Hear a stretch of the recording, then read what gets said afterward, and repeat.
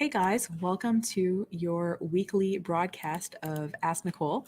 And today we're talking about online donations. By the way, I'm changing up my thumbnails because I just want people to be able to, uh, see things a little more clearly in YouTube and things like that. So today is all about online donations. And basically, what happened was I got an email from a reverend at a church, and she was asking about donations. So, what I wanted to do was just kind of get together some general ideas for her, but also for you theoretically, if you are looking to raise money online in any kind of way. Now, first of all, like you don't have to be a nonprofit to raise money online. We've all seen businesses, maybe when they have a new initiative or some new projects. We've seen people obviously fundraise online. So some of these suggestions will be only for 501c3 organizations, but some of these will also just be just general fundraising online stuff.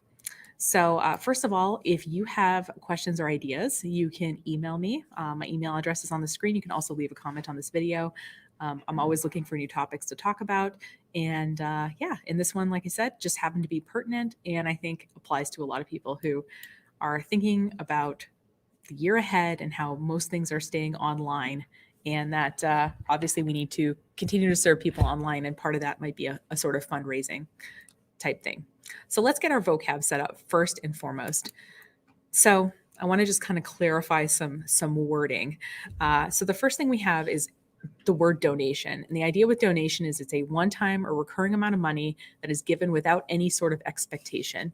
So, obviously, we're coming out of the fundraising season, and that is, people just had appeal letters sent out. If you were a nonprofit, you probably sent out an annual appeal in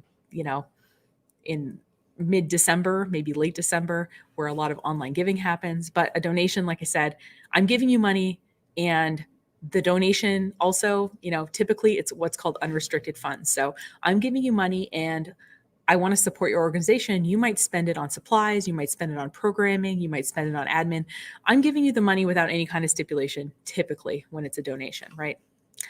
The other word we want to just kind of get cleared up is fundraising. And fundraising is basically donations that are for a specific like campaign or project or something like that. So today we're kind of concentrating on sort of donations and just general fundraising. Like I said, so whether it's an ongoing thing, or fundraising, whether it's like a project-based thing with a set amount of time. Other times, though, people might pay you, and I'm just going to throw this out there. We're not talking about this today, but if you want me to do a video on any of these, let me know. Another thing that a lot of nonprofits or even for-profits do is something like a membership, where people pay for access to unique content or opportunities. So, for example, if you're a museum that has a membership, people might get, say, a certain amount of guest passes every year, or they might get first dibs on registration for events that you do, or something like that. So, with membership, the idea is that I'm giving you money for something in particular. Typically, like I said, I'm giving you money for access to something. So, like I said, we could talk about memberships. That's certainly a video that I could do. And then the other thing that people can do in terms of giving, and I finally found the term for this, I think that's correct, which is cause marketing. And the idea of this is that, like, I could set up an online store, and the proceeds of which, or whether you purchase something from it, or maybe I'm running a campaign, maybe I'm a business and I say, okay, for every like this post gets, we're going to donate $1 to the Humane Society. Something like that is cause marketing. The idea is that I am participating in something to raise awareness, and typically I get something in return, whether it's that my like turns into a donation, or I ordered a cool T-shirt and $1 of which of each T-shirt sale goes toward research on diabetes or something like that. So I'm not talking about cause marketing. I'm not talking about membership. I'm specifically talking today about donations and fundraising in general. So the question is, you're thinking about donations, and if you're meeting with someone like me, I'm going to ask you a few questions, and these questions actually will help guide your search process. So let me talk about what those are. So the first question I'm going to ask you is, are you a nonprofit? There are certain websites or apps or whatever you want to call them that are only open to 501c3 organizations. They will typically have you prove that. So if you're a nonprofit, like I said, there are unique opportunities to you. Now, if you're not, don't worry, you can still fundraise. If you go to GoFundMe, you'll see that it's the biggest online fundraising website in the world. And the reason that it is in part is because they don't restrict it to only 501c3s. Your cousin can raise money to go on, I don't know, a motorcycle trip across South America or something if he wants to. So there are fundraising platforms that will allow you to just raise money for whatever you want. GoFundMe being the largest one. But if you're a nonprofit, you might have specific opportunities that align sort of better with what you're trying to do. So that's the first thing I'm going to ask you. The second thing I'm going to ask you to consider is how you want people to donate.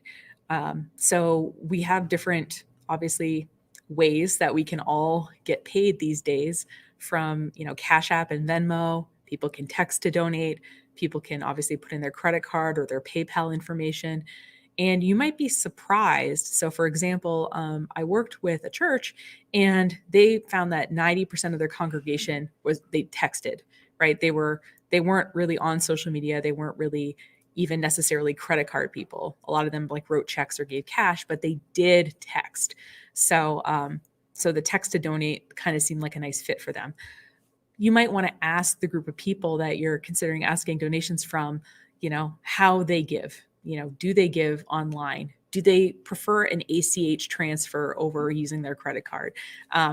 So you can get probably a good feel by asking, but also you can probably look at your past donations and see kind of how people have been giving historically. Obviously, if you give them the opportunity to do it online, they'll just kind of do more of what they were doing offline. But yeah, it's worth like thinking about how you want to be able to accept payments, because there's some software that works with some things, and there's some software that works with other things. So knowing how you want the money to come in is really helpful. The third question you want to ask is, how important are recurring donations to you? So some software will take one-time payments. They all will, no problem. And some of them will let you also take recurring payments. So I did read a stat, and I'll put it in the show notes after this, but that people who give on a recurring basis, according to one study, gave 440% more than people who gave one time. And I don't know if it's because they were more engaged. I don't know if it's that you have that small amount of money coming out every month and that you sort of forget about it. But yeah, recurring donations can be a highly valuable thing if you're a nonprofit.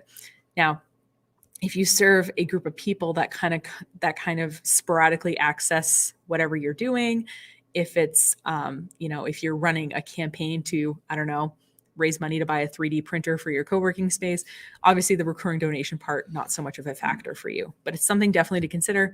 Again, some software will do recurring, some won't. So the more you know about what you want, the more likely you are to find it, just like anything in life, right? And the final question I'm going to ask is, are there any non-negotiable features? So for example, let's say you have a donor CRM, that stands for customer relationship management, right? Maybe you have a donor CRM that you're using.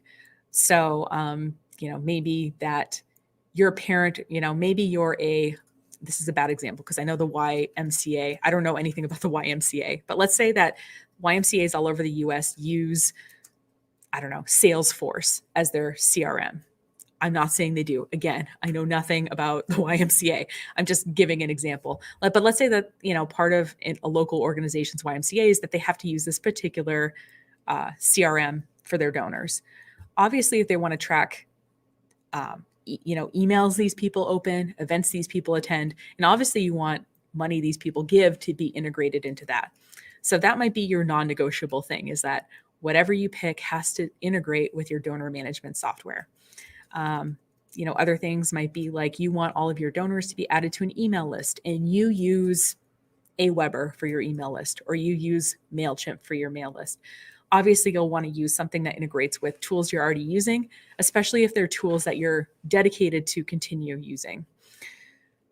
All right, so you've thought through all these questions, and now you're thinking, how do I actually do this, right? And this is, by the way, my process for researching any type of software. So you can kind of take what I say here and sort of apply it to other situations. So if you do have a donor CRM, ask them what they recommend. I know that's like a non-answer, but these people, you're probably paying them at least $100 a month to use their software.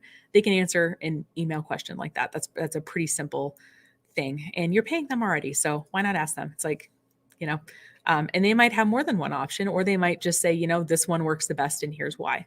And you can look into that one and, your decision is sort of made.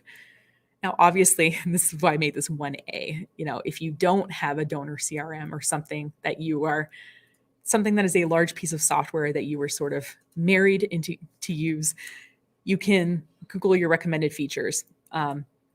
So a couple of searches I might start with is donation form software that integrates with MailChimp and Salesforce or something.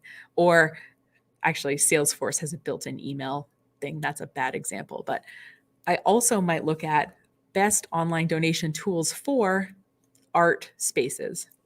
So I might put in the kind of thing that I am, and I might get some specific suggestions.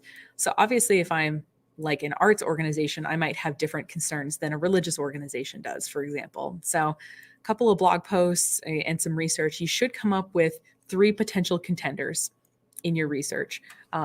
If it seems like one is dominating, that's fine, but just look at 2 other ones because, like I said, I would say, and if you're like, to save yourself too from like making the research get too big, I would say constrict it to like 7 possibilities.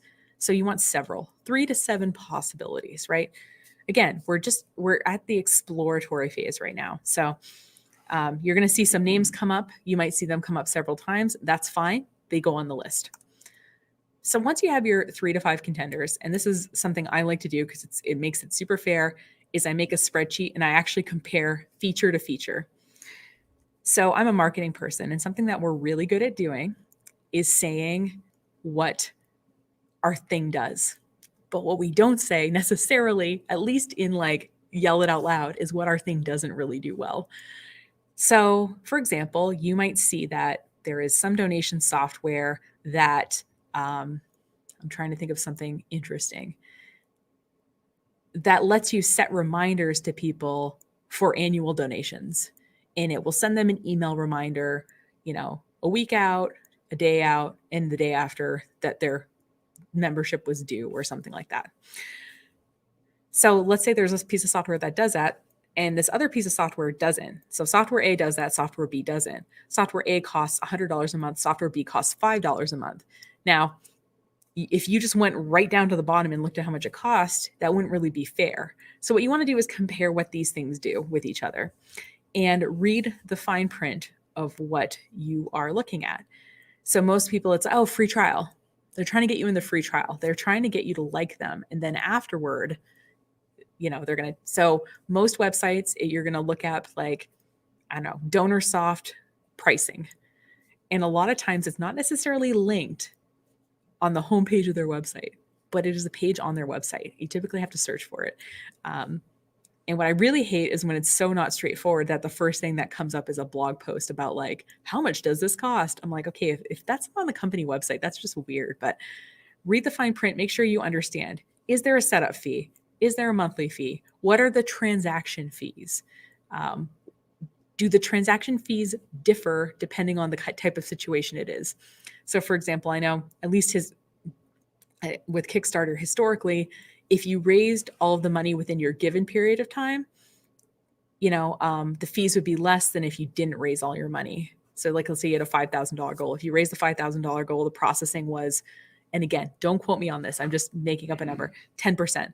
But if you only raised 2,000, they would charge you 25%. I'm not saying that's true. I'm just saying that. So I'm just using that as a potential example. Not that it's true with Kickstarter, but just read the fine print so that you understand what you're being charged, why you're being charged it, when you will be charged that amount of money.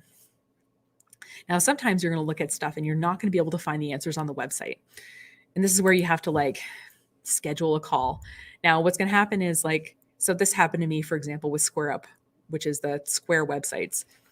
So their FAQ is kind of terrible. And there was 5 questions that I was looking at that they didn't really answer on their website. So I scheduled a call.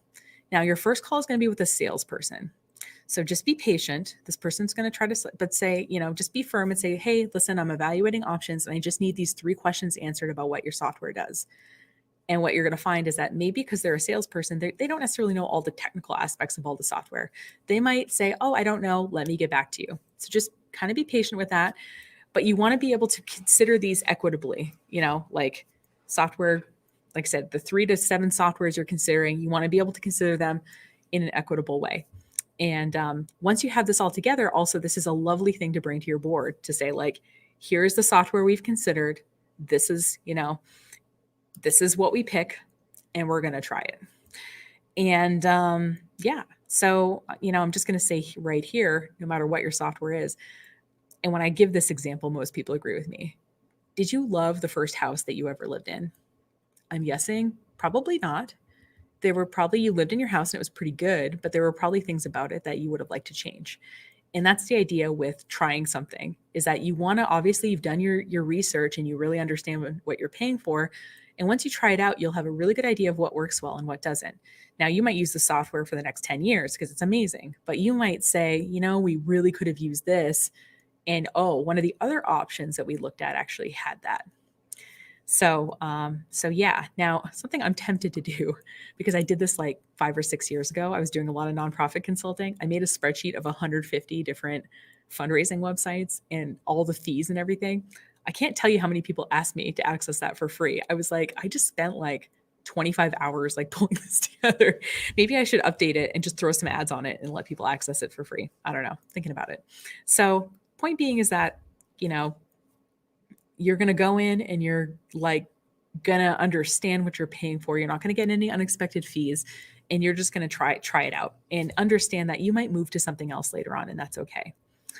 So you might be wondering, wow, I'm really sick of, Nicole's, just looking at a bunch of slides. I'm going to share my screen with you and show you a few examples that you might want to use that are of different degrees of robustness. So the first one I'm using here is an example. It's just what's called a widget. So the idea of a widget is it's a little snippet of code you can put everywhere. So this is my little free program I did last year during the whole like pandemic situation. And so I just threw up this buy me a coffee thing. Now, as I was getting my show notes ready and showing them to a friend, he thought it would be hilarious because I said I haven't gotten a donation yet. So this is him buying me a coffee. So I get a little email. So I guess I can show you like what it looks like. So you get an email like this, and then afterward I got the PayPal notification that $5 had come in. So I guess I get a really nice cup of coffee. Thanks, Matt. So you can set up a dead simple thing like this. And all this does is it's just like name, PayPal or credit card and how much money. And that's it. Like that's all it does. It's just, like I said, dead simple. Actually, let me click on it and just. Now, if I didn't have a website to put it on, I could also just send people to this landing page, which is, buymeacoffee.com/Nicole Willett. So there is, and I see my recent supporters of people who bought me a coffee. So I could have this form. I could have this buy Nicole a coffee form on my site directly instead of the button that I showed you. But point being is, as you see, this is like dead simple. I'm not integrating with really anything. I'm just kind of setting up a simple mechanism to collect some money. Now, if I wanted something a little bit more robust, I could have, a form on my website. So an example of that I have is on the Anchorspace website. So let me just pull that up. Now, if one of you was watching this and wanted to give my co-working space money for no apparent reason, there is a page for that on the website. And as you see here, you fill out, obviously it needs to check your address to the credit card. So that's why it asks for the mailing address. It's not like I'm going to really mail you stuff, although I could. Your emails where the receipt goes. So these are the minimum kind of viable products of taking a credit card online. And then I have, do people want to join the email list? If they click yes, please, they're added to the list. And if they say no, we're already on it, they are not added to the list. I asked for a website here because if people give $100 or more, I'll put a link to their website on our supporters page. And then the credit card, and that's it. So I could add a little more information to this form. I could make this form integrate potentially if I had a CRM, probably should, but that's another thing on my list. But point being is, as you see, this is a little more robust than the buy my coffee option because it collects information, it integrates with other things. And if I wanted to, I could also turn on taking PayPal and other forms of payment through this form. Now, let's say that you're looking for something a little bit more interactive. So an example of this is, it used to be CrowdRise, but it since has been bought by GoFundMe. So now it's GoFundMe charity. So the MDI Marathon, which is an annual event on Mount Desert Island. What they do is they have teams sign up and teams fundraise for a specific cause. So as you see, this is the Acadia Wildlife Foundation's landing page, right? And I see that they're connected to the marathon, and I can see like a donation history. I can tell the story, they can tell their story. There's lots of kind of social media buttons, um, easy shares, things like that. So if you wanted something that was interactive, you could set up a fundraiser like this, where people like can set up landing pages that are sort of maintained by them, and people can give money, and there's just kind of a social component to it, if that makes sense. And then finally is, I thought this was really interesting. So I know a lot of people now are doing like meetings and stuff over Zoom or other streaming applications. So I thought this thing, actually, let me just show you what it looks like. I haven't actually, full disclosure, I haven't run this yet. I also am not necessarily endorsing any of these. I just want to show you some examples. So don't say like, oh, Nicole said this was great.